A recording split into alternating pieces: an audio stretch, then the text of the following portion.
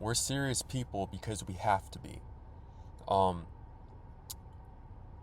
us, the chosen ones, the ones who have decided to live differently and answer the calling that the God in the universe has asked us to do. It's like we have no other choice but to accept. Um, and that's how you know when you're a chosen one, is that no matter what you do, you can't fit in. You think differently, you move differently, your thought process is different than other people. And so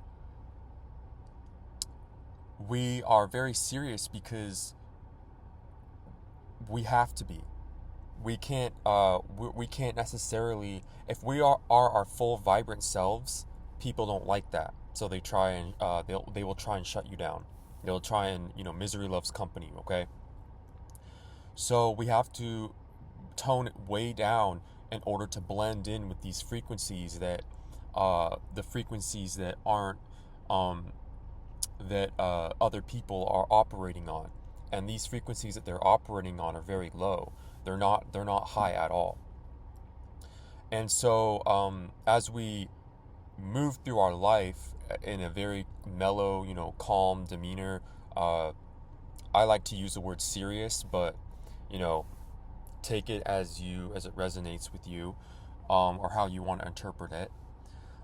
We have to be serious. We have to calculate every step we take, every move we take, the people we talk to, the connections we build. And when we're serious, people think something's wrong. So, um, speaking for myself, as I get asked a lot, people will say, "Are you okay?" or "Everything good?" And in some cultures, that's normal to ask that. But if you have a mind that is very literal or logical, um, like me, I'm a guy, so I'm logical. Um, you're gonna take it at face value as people just they're trying to they think that since you're operating on a really high frequency that something is wrong, or like you having a bad day or something. The reality is that my day couldn't get any better and the day is great. So it's really interesting how that works. Now, the reason why we have to be alone is because the second you get into the picture with people, the second you start interacting with friends, or you start interacting with your family, stuff starts happening. And not good stuff. Usually it's bad stuff. Because people equal problems. And so that's why it's important for you to be alone and discern what you're giving your energy to, who you're giving your energy to, and what you are spending your time on.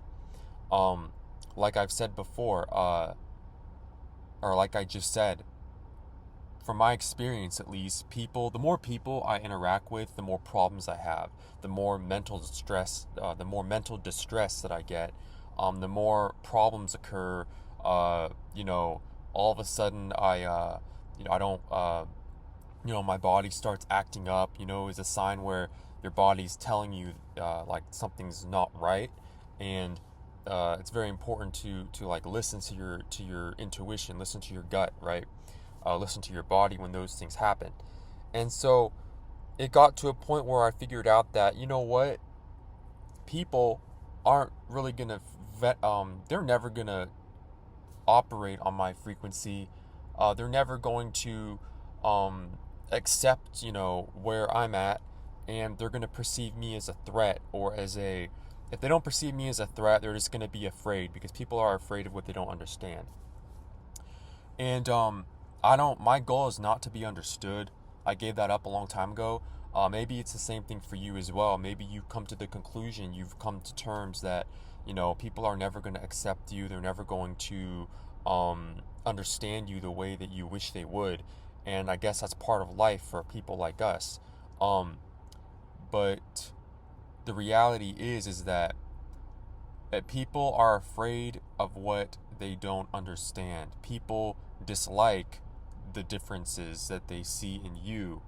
Um, People out here, they're operating on so super low frequency that it's like you enter a room, everyone's looking at you, everyone is all over you. They're watching your every move, They're watching what you're wearing, what you're doing. They're watching if you're at a restaurant or a cafe. They're watching what you ordered, what you're eating. It's like everyone's hyper obsessed with you, and it's always been that way for me. It's always been that way for me. Um, and no matter what I do to try and blend in, I never blend in. So one day I woke up and I realized that, hey, you know what?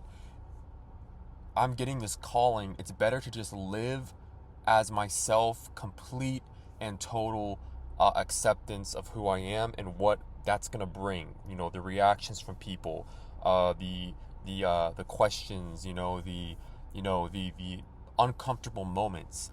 And when I decided to do that, it caused a lot of pain. Everywhere I go, I feel very alone and isolated. But that's the price of having God fulfill his promise for you. That's the price of, I have to pay for God. I'm trusting in God's promise that he will take care of me and give me everything I need when I need it, before I even realize that I need it, or stuff like that. And so,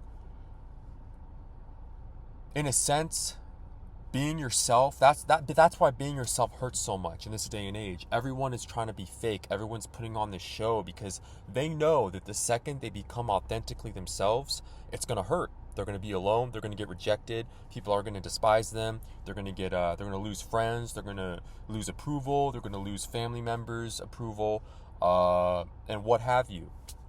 And so this message, I don't know who it's for or who it's going to resonate with today, but this message is that individuation comes with a sacrifice, and that sacrifice is being alone, ultimately. Show some support for the channel, like the video, subscribe, and hit the notification bell. Until next time, guys, have a great day.